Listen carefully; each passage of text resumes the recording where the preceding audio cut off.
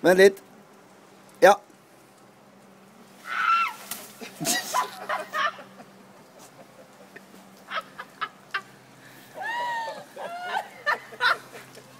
Det er hærverk du driver med, ass. Seriøst. Det trenger du, og det får du ikke. Se han, da.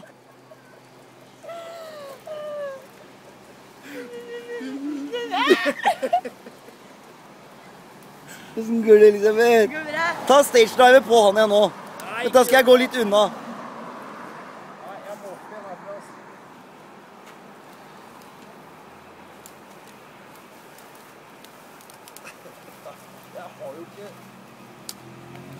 Jeg må sette beinet mitt et eller annet sted.